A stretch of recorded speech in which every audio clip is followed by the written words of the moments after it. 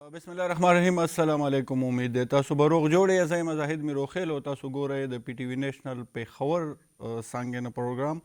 چې کوم زمونږ کره خبر دی تاسو ګورئ. ګرانو کتونکو، اهم مسله په دنیا کې په 28 فروری باندې چې کوم صورتحال جوړ شو، اچانک د ایران په مختلف ښارونو باندې حمله وشو او بیا چې څنګه د هغې چې کوم قیادت و هغه په نښه کړی شو. د هغې د وجې چې په دنیا کې کم صورتحال جوړ شو، خاص کر په خلیجي ملکونو کې او ورسره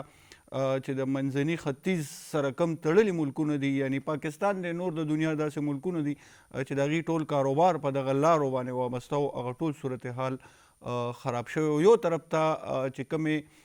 دماکې وې، بمونو د هغې او د جازونو بمباریانې چې کومې کېدلې د هغې یو رخ را روان و. هر طرف ته دنیا ته پته نه لګېدله چې څه به کېږي، خو بل طرف ته پاکستان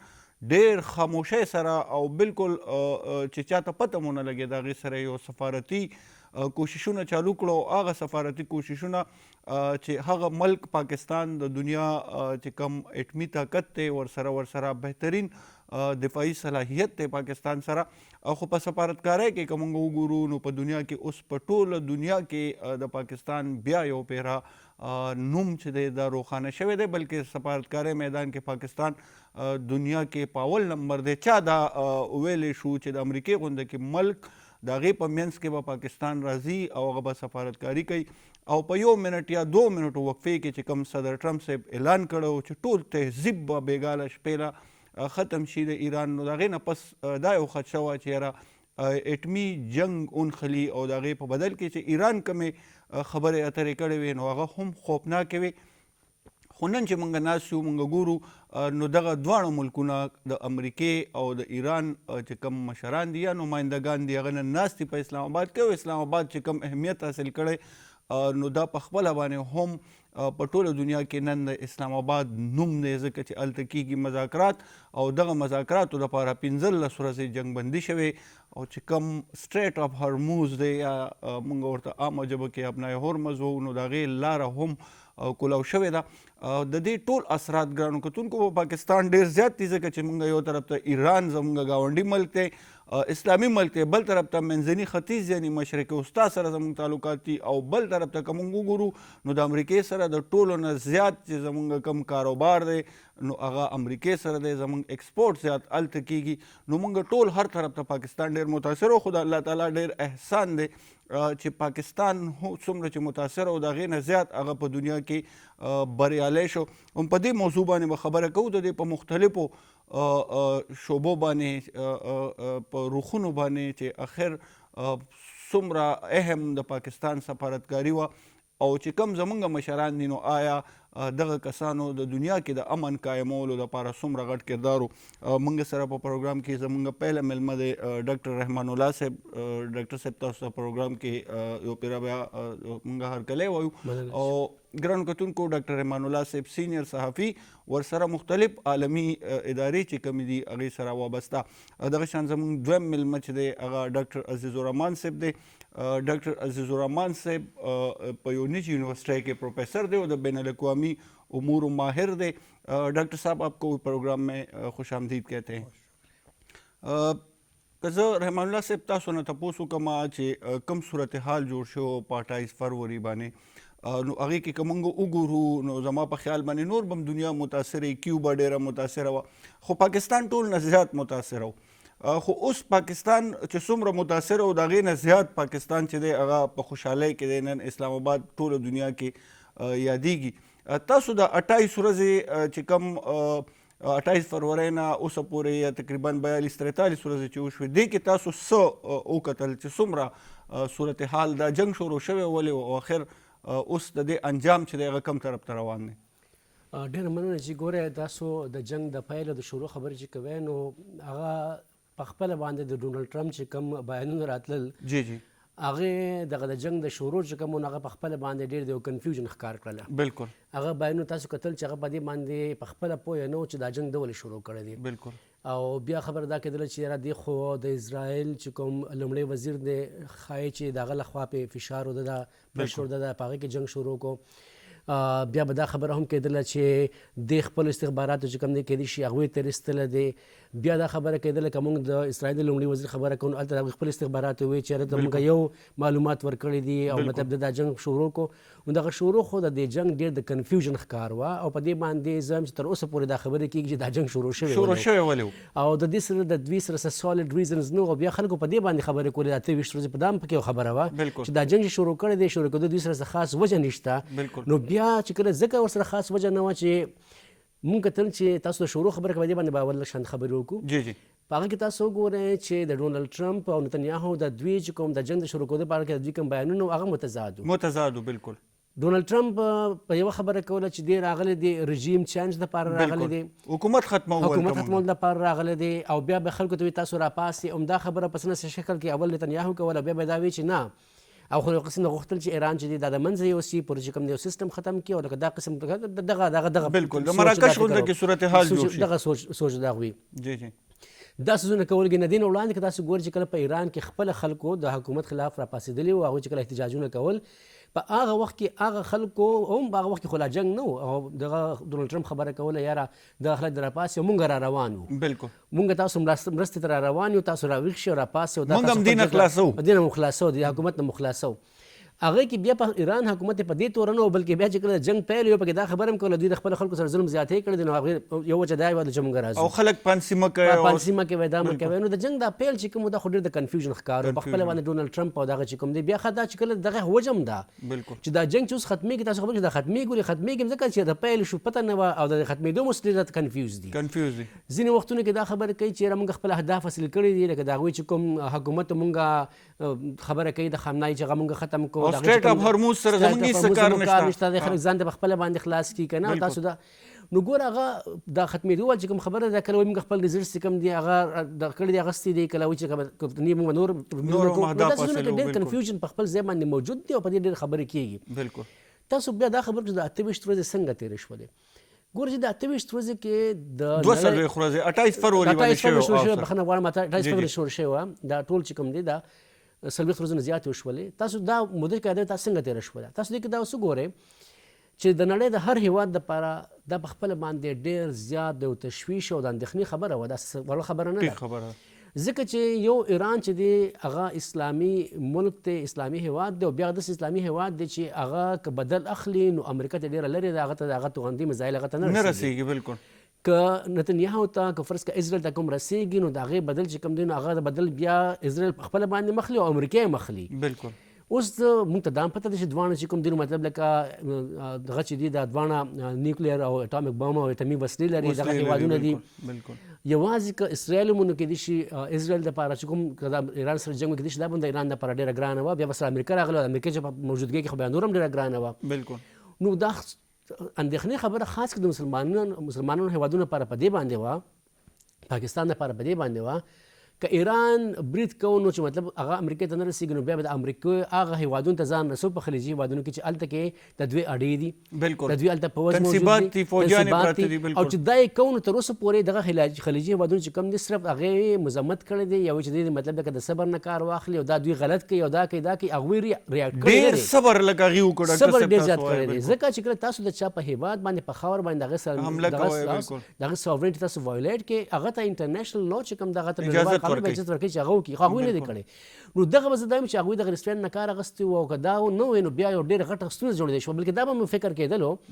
چې داسې ښکاري چې مطلب د امریکې یا د اسرائیل دا یو هڅه ده چې د اسلامي هېوادونو په خپله کې واچي. بالکل دا یو دغه اندېښنه وه نو اندېښنې خو ډېرې زیاتې وې انرژي مو په دې به خبرې کوو خو دا خبر چې مطلب دا څو ورځې تېرې شولې د ټول نړۍ لپاره ډېرې د اندېښنې وړ وي او دا چې دا یو څو ورځې چې اوس د خبرو اترو خبرې شروع شوې د پاکستان په منځګړتوب باندې خلکو زه به دا وایم چې لږ شانته کې هغه سکون حالت ته تللی. ڈاکٹر صاحب آپ نے باتیں سنی کہ جس طرح ڈاکٹر رحمان اللہ صاحب نے کہا کہ پوری دنیا جو ہے وہ متاثر ہوئی تھی. ہم سن رہے تھے ورلڈ ایک آرڈر تھا کہ امریکہ جو ہے وہ جو چاہتا ہے وہ کرتا ہے. اس جنگ میں ہم نے دیکھا کہ ایک جانب جو یورپ ہے وہ یوکرائن میں جو ہے پورا پسا ہوا ہے, اسی طرح اس جنگ میں بھی وہ پس گیا ہے. تو وہ آرڈر کتنا متاثر ہوا ہے, اور بہت سے تو دنیا میں ایسے ممالک ہیں کہ جن کی دفاعی جو ذمہ داریاں ہے وہ امریکہ ہی کے پاس ہے، تو ان کو کیا احساس جو ہے اس جو 42 دنوں ہیں اس سے کیا سیکھا ہے عالمی طور پر ان لوگوں نے؟ بسم اللہ الرحمن الرحیم، بہت شکریہ آپ کا۔ یہ جو ایک ورلڈ آرڈر ایک ترتیب دی تھی، ہم یہ سمجھتے تھے کہ دنیا کے اندر انسٹیٹیوشنز کیا بنیں گے وہ بھی امریکہ طے کرے گا، دنیا کے اندر ٹریڈ کیسے ہوگی وہ بھی امریکہ طے کرے گا، دنیا کے اندر وارز کہاں ہونی ہے وہ بھی امریکہ طے کرے گا۔ اچھا، دنیا کے اندر کیا ہونا ہے اور کون سی ریاست نے کیا کرنا ہے وہ انہوں نے بتانا ہے، کیونکہ سول سپر پاور تھے، ایک یونیپولر سسٹم ہے، یونیپولر۔ لیکن ایران کے جنگ کے بعد لگ ایسا رہا ہے کہ وہ آرڈر شیک ہو گیا، وہ آرڈر بریک ہو گیا، وہ ڈر بھی ختم ہو گیا، ڈر بھی ختم ہوا۔ دیکھیں نا، ایک ایسی ریاست جس کے اوپر 47 ایئر سے سینکشنز ہیں، پابندیاں، تمام چیزیں ہیں، بالکل۔ اچھا، اس ریاست کے ساتھ ایک دنیا کی سپر پاور جو تمام لاؤ لشکر کے ساتھ، جس کے پاس ہر قسم کی سوفسٹیکیٹڈ ٹیکنالوجی اسلحہ ہے، لیکن وہ طاقت اس کو 40 ڈیز یا 42 ڈیز کے بعد بھی اگر ختم نہیں کر سکی، ایون ٹیبل پہ آ گئی۔ بالکل، مطلب آپ کسی کی خواہش پہ آئی یا کچھ بھی ٹیبل پہ آ گئی، تو دنیا کے ان ممالک کے لیے بھی ایک میسج گیا کہ اگر آپ لڑنا چاہیں گے تو آپ کے پاس اسلحہ یا وہ چیزوں سے زیادہ ضروری ہے کہ آپ کے پاس کرج ہو، بالکل، یونٹی ہو۔ تو ایک چیز یہ ہے۔ دوسری چیز یہ ہے کہ جن ممالک کے اندر ان کے اڈے ہیں یا جو ممالک ان کو اپنے محافظ سمجھتے ہیں، جس طرح برطانیہ نے ان کو اپنی سیکورٹی وہ کی ہے، آؤٹ سورس کی ہے، بالکل ان کو ری تھنکنگ کرنی پڑے گی ابھی نا۔ اس کی وجہ یہ ہے کہ ایک ریاست، آپ دوسری چیز آپ ان کے اسٹیٹمنٹ ذرا دیکھیں کہ نیٹو کے جتنے ممالک سے انہوں نے ریکویسٹ کی، انہوں نے ریفیوز کیا۔ اسی طریقے سے اسی خطے کے اندر جو اڈے تھے، یہ تو اللہ کا شکر ہے کہ ان ممالک نے ریسٹرینٹ شو کیا اور اس میں نہیں چلے گئے، لیکن یہ ہے کہ ان میں ایران ایک وقت میں صرف اسرائیل اور امریکہ سے نہیں لڑ رہا تھا، بلکہ ایران تقریباً 10 ممالک تھے، اسپین کو چھوڑ کے پوری یورپ جو ہے ان کے ساتھ ملی ہوئی تھی۔ بالکل، یہ ساری چیزیں تھی۔ تو اس میں وہ ورلڈ آرڈر میرے خیال میں اب ایران جنگ کے بعد جب یہ دھواں تھوڑا سا چھٹ جائے گا تو میرے خیال میں ایک نیا ورلڈ آرڈر شیپ ہوگا، اور وہ نیا ورلڈ آرڈر ایران کے اس جنگ کے توسط سے ہی شیپ ہوگا میرے حساب۔ جی سر، ذرا یہ بھی بتائیے کہ پاکستان جس طرح ہم کہہ رہے ہیں کہ سفارتی میدان میں تو ہم خوش ہے، لیکن کیا یہ ایک چیلنج نہیں ہے جس طرح لبنان پر حملے ہو رہے ہیں، جس طرح اسرائیل جو ہے وہ ان مذاکرات میں شامل نہیں ہے، تو وہ کہیں پر بھی حملہ کر سکتا ہے، وہ کہیں پر بھی اس مذاکرات کو سبوتاج کرنے کی کوشش کر سکتا ہے، تو کیا پاکستان سفارتی محاذ پر تو ہم جو کہتے ہیں کہ بہتر ہے، لیکن کیا چیلنجز بھی آپ کے سامنے ہیں کچھ؟ دیکھیے، اس طرح کا ایک یہ بہت بڑا کام کیا ہے پاکستان نے، نو ڈاؤٹ بہت بڑا کام ہے۔ سمجھ لیں ایک تھرڈ ورلڈ وار کو رکوا دیا انہوں نے کسی طریقے سے، دوسرا مڈل ایسٹ کو بچا لیا پاکستان نے۔ مطلب یہ بیک ڈور ان کے چل رہے تھے کہ آپ سعودیہ آپ بھی صبر کریں، قطر آپ بھی صبر کریں، عمان کو بھی کہا، قطر کو بھی، تمام چیزیں نا۔ بالکل، تو یہ ایک تو ضروری چیز انہوں نے یہ کیا۔ دوسری چیز یہ ہے کہ صرف اسرائیل باہر نہیں ہے، اسرائیل کو بھی تکلیف ہوگی، ہمارے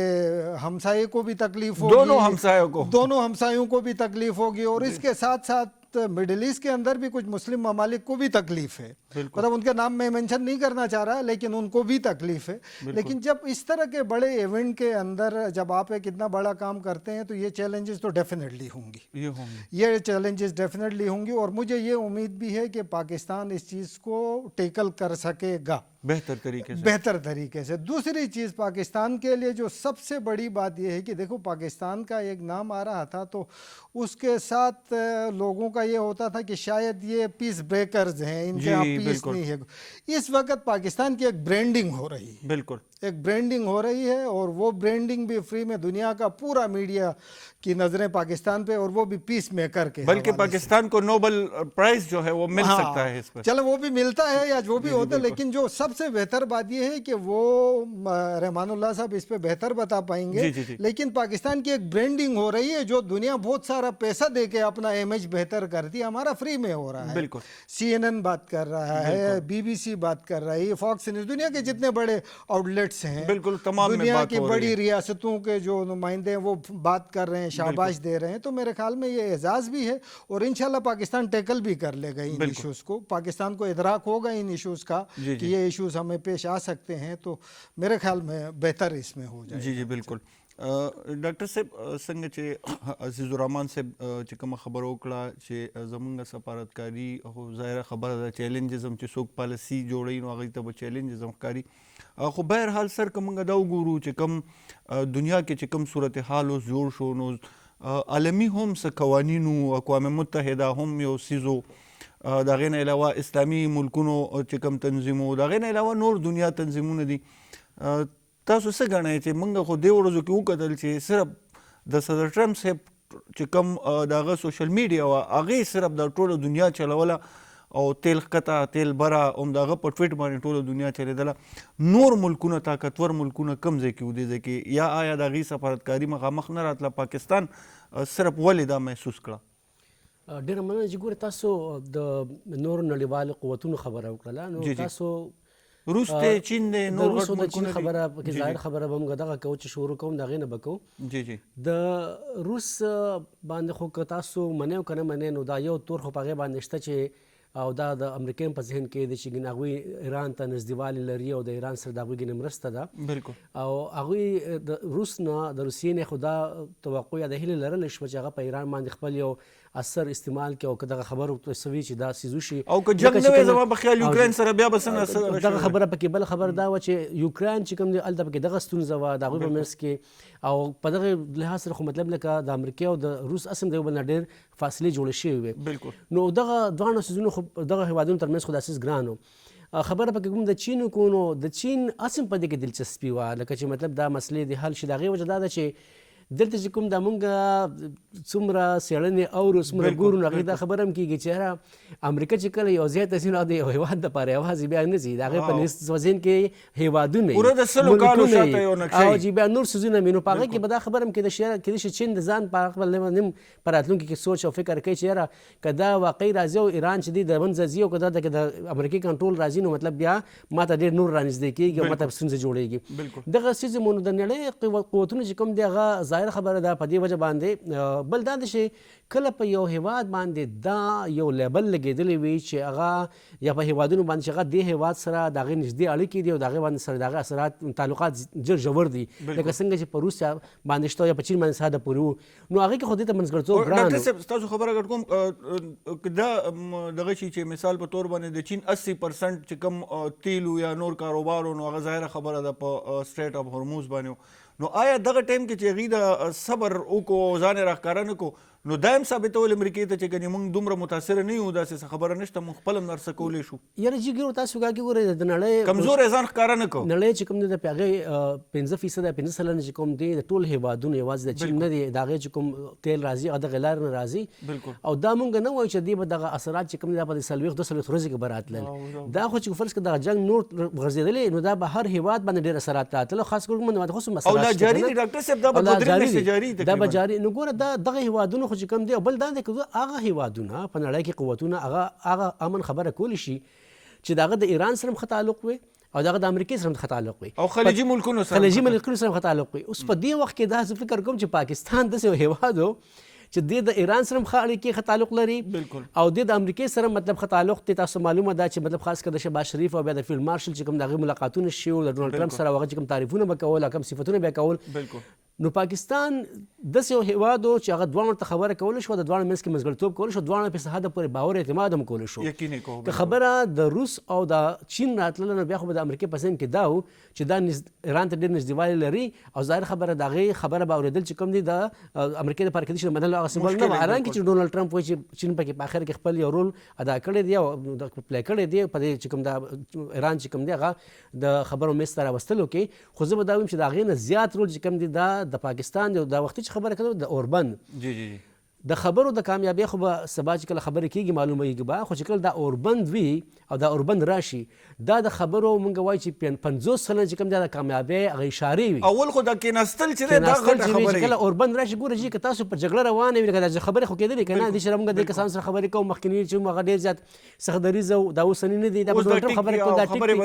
خبرې خو دومره دوی چې څه طریقې سره کېږي خو په جګړې په وخت کې خبرې کوي او بیا د اوربند په وخت په خبرو کې د ځمکې اسمان فرق وي ځکه په دې کې جذبات هغسې نه وي او نیت چې وي د ښه طرف ته روان وي مضبوطې پایلې غواړي دواړه هېوادونه یا چې کوم په دې او پاکستان هم د الله د رضا دپاره بهترین نیت سره روان دی پاکستان چې کوم دی د دې چې کومه کامیابي وه هغه دا به ګوره تاسو وګورئ چې مطلب که دا یو 15 ورځې که دا اوربند راځي بالکل اوس په دې کې چې کوم دا 2 اونۍ اوربند د دې سره خو دا خبره کېږي چې لکه مطلب په نړۍ کې چې دا څنګه چې اوس دا ابنای هرمز دوی پرانستلو او دوی وایي چې مطلب امریکې ته هم دا وویل هغوی چې کوم دغه مرستیال بانمي چارو وزیر دی چې ستاسو دغه هم تېر شي دې نه جهازونه تللی شي خو چې مطلب که ستاسو نیت ښه وي نو د دې نه لکه ښه نیت نه ښه خبرې بیا راوځي او د بد نیت نه بدې خبرې راځي نو ظاهره خبره چې هغه نیت د ښو روان دی مثبت سایډ دې ته روان دی نو فکر کوم چې دا اوربند کله راشي او کله راغی نو اوس په دې چې نه کینی نو هغه جذبات هغه غصه هغه ډېر حده پورې کنټرول وي خبرې به مثبت اړخ ته لاړې شي دا هیله ده زمونږ. ڈاکٹر صاحب آپ نے بات کی کہ بہت سے لوگ عام طور پر بھی اب کہہ رہے ہیں کہ یہ انرجی کے لیے سب کچھ ہو رہا تھا توانائی کے لیے لیکن دوسری جانب اگر ہم دیکھیں تو امریکہ کے پاس سب سے زیادہ ذخائر ہے الاسکا میں اور علاقوں میں اور بھی ان کا تیل کا زیادہ تر انحصار میرے خیال میں ایران کے ساتھ تو اس طرح کا کوئی وہ ہے نہیں. اور ساتھ ساتھ سر یہ بھی بتائیے کہ ہم نے دیکھا ہے کہ سفارتکاری کا جو بین الاقوامی امور ہے اس میں لفظوں کا بہت زیادہ زبان لینگویج اس کا بہت زیادہ عمل دخل ہوتا ہے. اب ہم دیکھ رہے ہیں کہ پوری دنیا کا جو چودھری تھا وہ ایک ٹویٹ کے ذریعے ایسے ایسے الفاظ بیان کرتا ہے. تو سر ذرا سفارتکاری کے بارے میں بتائیے کہ جو سفارتکاری کے لیے جو زبان تھی وہ بھی تبدیل ہو گئی ہے اس سے میرے خیال میں 42 دن میں. ایک تو پہلا آپ کا جو سوال ہے کہ انرجی کے لیے دیکھو دنیا کے اندر ریسورسز کے لیے وارز تو ہوتی رہتی ہے یہ تو ہے اور آپ کی بات بالکل ٹھیک ہے ایران کے اوپر اس کا اتنا نہیں لیکن اس کے ہٹ کے ایک اور پہلو بھی ہے وہ بھی ذرا ذہن میں رکھیے گا کہ وار اکانومی یس ٹھیک ہے. وار اکانومی کے اندر بہت سارے جو وار مونگرز ہیں بالکل وہ ان کو بینیفٹ ملتا ہے وار سے ہی بالکل ٹھیک ہے. تو یہ ایک ایلیمنٹ بھی ہے اور دوسری چیز یہ ہے کہ پرسنالٹی آپ کہہ رہے ہیں کہ سب ایک دوسرے سے نتی ہے جب اسلحہ آئے گا پھر ہاسپٹل بھی آئے گا میڈیسن بھی آئے گا تیل بھی آئے گا گاڑیاں بھی آئے گی جہاز بھی نئے بنیں گے. ابھی دیکھیں نا مڈل ایسٹ کے اندر میرے خیال میں سب سے زیادہ امریکہ سے اسلحہ خریدنے والا ملک سعودی عربیہ ہے. تو سعودی عربیہ کے لیے خطرہ کس نے بتایا؟ یہی بتایا گیا نا کہ آپ کو فلاں کنٹری کھا جائے گی آپ کو فلاں ملک کھا جائے گا تو آپ اسلحہ لے لیں. تو اسلحہ بیچنے والا بھی وہی خود ہے ڈرانے والا بھی وہی خود ہے بالکل اور دفاع کے لیے بھی وہ خود ہے دفاع کے لیے بھی وہ خود ہے کہ میں آپ کا دفاع بھی کر رہا ہوں. اور سر ابھی وہ کہہ رہے ہیں کہ خلیجی ممالک اس جنگ کے پیسے بھی دیں گے ہاں ان کے وائٹ ہاؤس کے ترجمان نے یہی کہا کہ پیسے بھی ہم ان سے مانگ سکتے ہیں کہ وہ ہمیں پیسے بھی دیں گے. تو ایک تو یہ دوسری سفارتکاری کے اندر جو لینگویج کا تعلق ہے یہ لینگویج بیسیکلی سفارتکاری کی نہیں تھی یہ ایک فرسٹریٹڈ شخص کی لینگویج تھی لیکن سر پورے ملک نے اس پر عمل کیا ہے کہیں پر ریزسٹنس نہیں آیا پوری دنیا حیران تھی. تھوڑے سے اگر امریکن جو اپوزیشن ہے ان کے ذرا اسٹیٹمنٹس وغیرہ سنیں تو انہوں نے باقاعدہ کچھ کے اسٹیٹمنٹ یہ بھی تھے کہ اس کے اوپر 25 جو امینڈمنٹ ہے وہ لے کے آئی کیونکہ 25 امینڈمنٹ امریکہ کے اندر جب مینٹلی آپ ڈسیبل ہو جاتے ہیں تو اس کو ریپلیس کیا جاتا ہے ود نائب صدر کے ذریعے نا. تو باقاعدہ یہ باتیں بھی ہوئی کہ ان کو کہا کہ جو لینگویج ایک ریاست کے اس نے کی ہے تو بولا یہ اس کا مینٹل لیول ٹھیک نہیں ہے. وہ آپ اس لینگویج کو دیکھیں. اس کے بعد فرینچ جو پریزیڈنٹ تھا اس کے لیے انہوں نے جب بتایا کہ ان کی مسز نے ان کو تھپڑ مارا تو ابھی تک ریکور کر رہے ہیں تو یہ سارے ان کی وہ تھی کہ یہ ایک فرسٹریٹڈ شخص کی چیزیں تھیں. وہ فرسٹریٹڈ کیوں تھا؟ اس کو یہ لگ رہا تھا کہ میں ایران کے اندر جاؤں گا جو ٹاپ کی رجیم ہے رہبر اعظم اور دوسرے اگر ان کو ایلیمینیٹ کروں گا پبلک ویلکم کہے گی مجھے باہر آئے گی اور میں بس ہفتے میں نوبل پرائز ملے گا اور میں ہفتے میں اس وار کو کنکلوڈ کر کے بیٹھ جاؤں گا. لیکن جب اس کو لگا یہ ہفتے میں تو نہیں یہ سالوں میں. ڈاکٹر صاحب انہوں نے تسلیم تو کیا کہ تہذیب ہے مطلب 5000 سال کی تو وہ کس طرح سویلائزیشن کو ختم کر سکتا ہے؟ ایگزیکٹلی مطلب سویلائزیشن کو ختم تو دیکھیں نا یہی فرسٹریٹڈ ورڈز ہیں نا یہی میں آپ کو کہہ رہا ہوں. دوسری اگر کوئی بندہ ایران کی تہذیب اور ایران کے یہ 47 سالہ دور کو اگر تھوڑا کلوزلی آبزرو کرے تو میں شاید بڑی بات نہ بولوں، لیکن ایران نے صرف اپنے لوگوں کو مرنا سکھایا کہ تم لوگ ایگریسر کے آگے کھڑے کیسے ہونا ہے، آپ نے ایگریسر کے آپ نے، انہوں نے بتایا کہ آپ نیشن وائز بھی آپ ایک سپیریئر نیشن ہو. بالکل بولو جب دنیا کی تہذیبیں نہیں تھی تب تم ایگزسٹ کر رہے اور آئی کیو لیول کے حوالے سے بھی ایرانی ٹاپ پر ہے. اور دوسرا بلیف کے اعتبار سے بھی جو حسین کی لیگیسی لے کے آپ چلتے ہو تو اس کا مطلب یہ ہے کہ آپ ظالم کے آگے کھڑے ہوں گے. تو یہ ریلیجن اور نیشن دونوں کا ایک اتنا بہترین کمبینیشن بنا کے انہوں نے ایرانی نیشن کو بلڈ کیا ہے. وہ ہمیں ریفلیکٹ ایک قوم ہے اور وہ ہمیں ریفلیکٹ کرتا نظر بھی آیا کہ پوری 3 ٹیئرز ختم ہو گئے ان کی لیڈرشپ کی، لیکن سسٹم ایگزسٹ کر رہا ہے، چل رہا ہے اس کا. ډاکټر صاحب څنګه چې تاسو واورېدل ټوله دنیا چې دی هغه عالمي اصول ختم شو، چې کومه د فرانس او د امریکې ترمنځ معاهده وه 1927 کې چې یو ملک باندې به موږ قبضه نه کوو، هغه خبرې هم ټولې ختمې شوې. اقوام متحده هم لاړو. اوس ټوله دنیا اقوام متحده چې دا هغه نن اسلام آباد دی، دلته خلک ناست دي. آیا تاسو څه ګڼئ چې دا کم مذاکرات دي؟ اوس خو ظاهره خبره ده جنګ بندي ده، بیا به مذاکرات کیږي. نو تاسو څومره پورې دغه پاکستان بالکل خاموش دی، ډېر خاموشۍ سره، نو څه داسې د غټ دغه امکان شته دی چې یو داسې یو کار وشي چې نور هم د دې نه غټه خبرې؟ ګوره چې یو خو دا خبره تاسو د اقوام متحده خبره وکړله، نو د هغې مونږ دا نه وایو چې هغه ایز ا باډي نه ایگزسټ کوي، خو ایز ا باډي ایگزسټ کوي، خو خبره چې د هغې کوم کار دی هغه چې کار نه کوي. کار هم د ډاکټر صاحب که اوس ورشي او امریکا ورته ووایي چې تاله ورته واچوه، خبره دا کوي چې کوم کار دی چې هغه کار نشي کولی، نو ظاهر خبره چې هغه فنکشنز نه کوي، مطلب د هغې جسټ بلډینګز د هغې صرف سټاف موجود دی، هغه نه کوي. تاسو خبره دا وکړل چې اوس امریکا وایي چې تاله ورته واچوه، د هغې وجه سره، د هغې وجه دا چې ګوره د یونایټډ نیشن سره خپل پوځ خو نشته که هغه یو ځای کې پیس کیپینګ دپاره هم څه کار کوي، نو ظاهر خبره د نورو هېوادونو نه پوځ چې کوم دی هغه راوغواړي او هغلته کې لاړ شي، کار یې پیس کیپینګ والی جګړې والا خو نه وي که نه. بل خبره دا ده چې په دې سیس کې چې کوم دی موږ ته دا هم پته چې داسې خپل بجټ هم نشته. ظاهره خبره ټول نه زیات بجټ چې کوم دی هغه امریکا ورکوي او د ټول نه زیات ډیفالټ هم امریکا ده، او ټول نه زیات ټکټ هم هغې او ګټه هم هغوی کوي. او بل خبره دا چې د امریکا چې بجټ زیات در کوم چې څه ته زه یم ته به هغه کوې، لکه که نه زه زما خو بجټ زه در کومه. بل تاسو ګوره جی د پاکستان دی نه خبر نه به مخکې دې ته راشو، عزیز صاحب هم خبره وکړله، د نړیوال قانون چې کوم دی د یو ان خو اصل په دې د ایران په دې جګړه کې خو ورځ د هغې اهمیت خو په هغه ورځ باندې ختم شو چې کله امریکا راغله او اسرائیل هغې په ایران باندې برید وکړو، حمله پرې وکړله، اګریشن یې وکړو په ورکوټي ملک باندې. ظاهر خبر دلته کې بلکې د هغې نه مخکې چې اسرائیل کوم حرکت وکړو، نو هغه په هغه ورځ باندې په کار چې د یو ان په موجودګۍ کې دا کار نه وي شوی، چې هغه وشو د دې ادارې چې کوم هغه ایګزسټنس هغه ظاهر کوېسچن مارک دی، خو ختم شو. خو موږ دا ده چې مطلب لکه اوس دا به بیا موږ اګزامپلز ورکړو چې یو ان خو که فرض کړه دا کار نه دی کړی، په دې کې ناکامه شو، داسې ډېر کارونه ځینې کړي دي یا ځینې کارونه کوي، هغه کېدای شي مطلب لکه هغه سافټ یا به بیا موږ وایو چې کوم د ډبلیو ایچ او دی یا فرض کړه د ریفیوجیز دپاره ځینې کارونه چې کوم دي، او په جنګ کې اکثر بیا دا کار کوي، او هغه نور چې کوم جنګ هغه ونه درېږي. بالکل. خو خبره دې کې بل زیات مهمه دا ده، عزیز صاحب دې ته اشاره وکړله، ګوره جی د ډونالډ ټرمپ په خپل ملک کې تاسو ګورئ په امریکا کې بالکل څنګه چې عزیز صاحب هغوی په آئین کې څه دي، په آئین کې دا د 3 سیزونه چې کوم دي هغه د پرزیډنټ لرکول لپاره دي. یو که دې فرض کړه مطلب لکه ګراس وایلیشن وکړي د کانسټیټیوشن، بالکل بیا دا خبره ده که دې مال ټرپیچیوډ دی کې هغه کې انوالو یې بد اخلاقۍ والا کار وکړي، ګراس مس کنډکټ دی کې هغه دواړه پشته هغه خو شته، دغه څیزونه بیا داسې فرض کړه دې دا کار وکړي چې مطلب که د داسې النس وسې بیماري وي چې دې خپل کار نشي کولی، څنګه چې هلته کې خپل خلک وي، خپل سینیټرز وي، دې پاګل دی.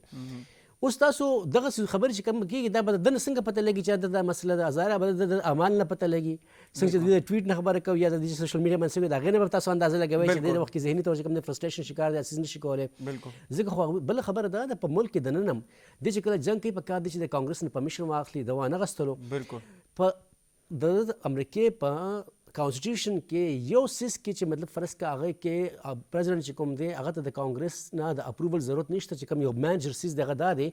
کو فرض که د یو هیواد سره امریکا کله یو تړون لاسلیک کوي، کله اګریمنټ لاسلیک کوي، او هغه تړون لپاره دته کانګرس نه پرمیشن ضرورت ډېر امپورټنټ دی. خو که فرض که هغه دې داسې کار کوي چې دا پرزیډنټ په خپله باندې د هغه ملک د مشر سره هغه پرایم منسټر کېدی شي، ظاهر خبره ده، یا پرزیډنټ کېدی شي، هغه تاسو به د هغې فارم اف ګورنمنټ ته ګورئ.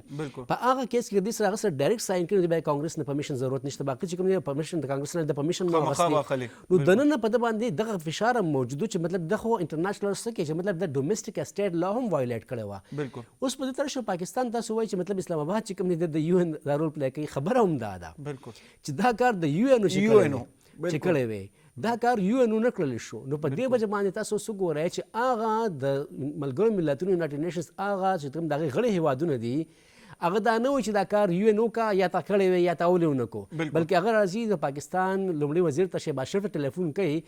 لبنان چې کوم دی د هغې لومړي وزیر چې کوم دی هغه یو ان ته د هغه هلته کې چې کوم نماینده دی هغه استازي هغه یو ان کې دا آواز نه پورته کوي چې مطلب لکه په ما باندې برید کېږي حمله کېږي او پاکستان دا آواز کوي. هغه دلته لومړي وزیر ته وایي یاره ته په دې کې څه ووایې. نو دې مطلب دا دی چې واقعي خبره دا ده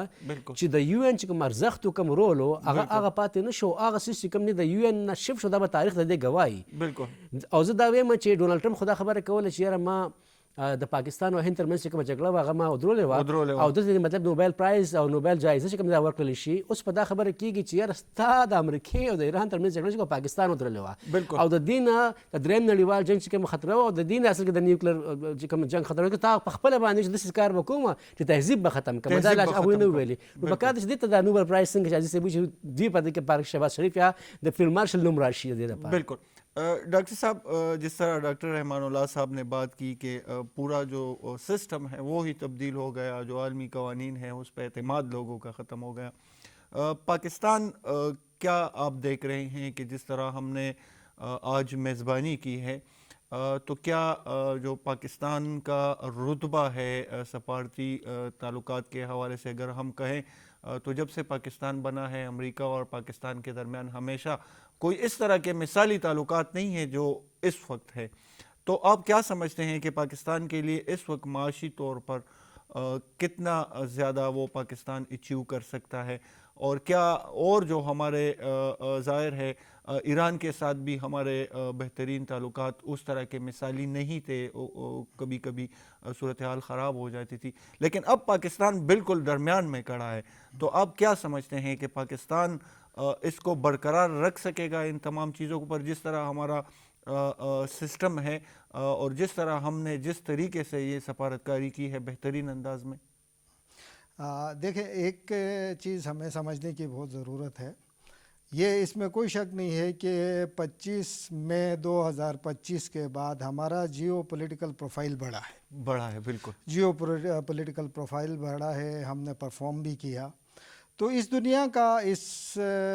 ایک اصول ہے, دنیا طاقتور کے ساتھ بات کرتی ہے. بالکل دنیا اس کے ساتھ بات کرتی ہے جو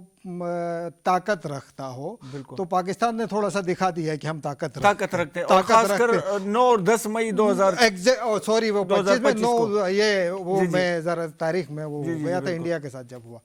اب دوسری بات ریلیشنز کے حوالے سے میں یہاں تھوڑا سا آپ کو بتا دوں. جی سر. امریکہ کو ایز اے ریاست شاید ہمارے تعلقات ہیں یا نہیں ہے, لیکن ایک ٹرمپ کے ساتھ ہمارے تعلقات اور دنیا میں پہلی بار میرے خیال میں اس طرح ہوا ہے. اور دوسری بات یہ ہے کہ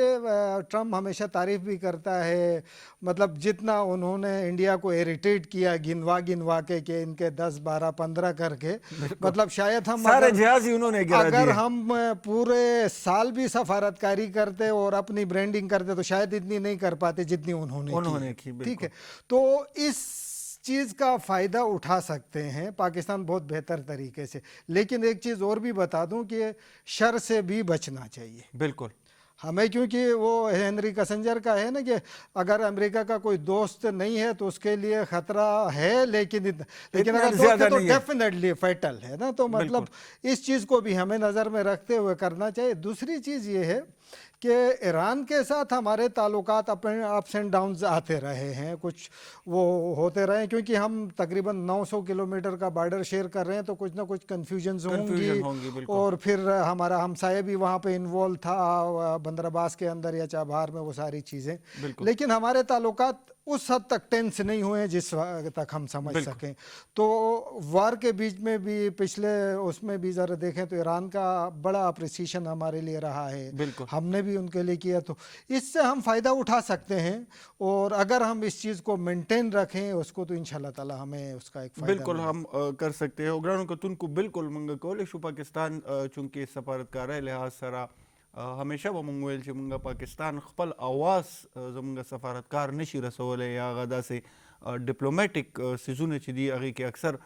زمونږ ملک چې کوم دی هغه شاته پاتې شي. او همدغه وجه وه چې د ډېر وخت نه مونږ ته زمونږ مغربي سمت طرف ته او زمونږ مشرقي بارډر دواړو طرف نه به دغه کومه پراپګنډه چې کېدله د پاکستان حوالې سره نو اکثره به د خلکو دا ګیله وه چې پاکستان ولې خپل مؤثر